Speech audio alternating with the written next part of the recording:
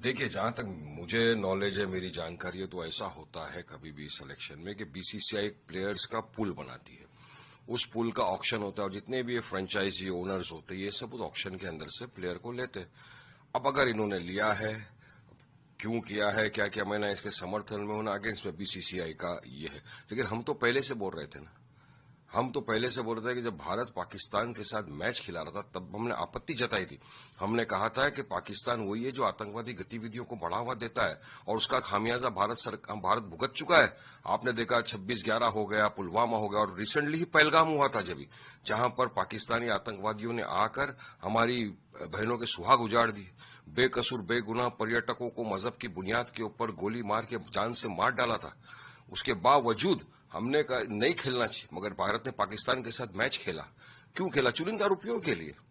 वारिस पठान तो थूकता है ऐसे रुपयों के ऊपर जहां पे मेरे देश की मान मर्यादा इज्जत की बात आ जाए, जहां पे मेरे बहनों के सिंदूर उजड़ गए, आप क्रिकेट खेल रहे हो उनके साथ में।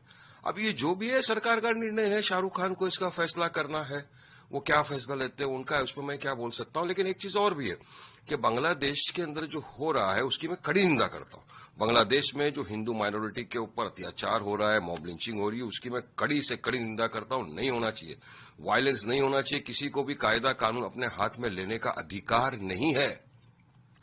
वहां की सरकार को भी फौरन स्टेप्स लेना चाहिए माइनॉरिटीज का प्रोटेक्शन के लिए। वहीं पर आप देखिए भारत में भी होता है, भारत के अंदर भी मॉब लिंचिंग होती है, मुसलमानों की बेगुनाहों को जीएसआर के नाम पे कभी मार दिया जाता है, कभी गाय के झूठे इल्जाम लगाकर उनको मॉब लिंचिंग कर दी जाती है। तो जब तो सब खामोश बैठते, कंडेमनेशन भी नहीं होता, कुछ नहीं होता। इतना ही नहीं, जब इखलाक के जो मॉब लिंचिंग कर दी जाती है, उसके जो कातिल जब बाहर आते हैं उनको फूल हार लड्डू खिलाया जाता है और उसके बाद योगी सरकार उन कातिलों के ऊपर से केस विड्रॉ करने की बात करती है। तो मॉब लिंचिंग को बढ़ावा देना नहीं हुआ क्या?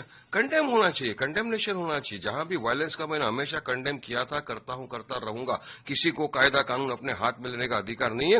वहीं भारत सरकार की जवाबदारी भी बनती है कि हमारा नेबरिंग मुल्क है बांग्लादेश, तो उचित स्टेप्स लेना चाहिए ताकि वहां की माइनॉरिटी प्रोटेक्ट हो।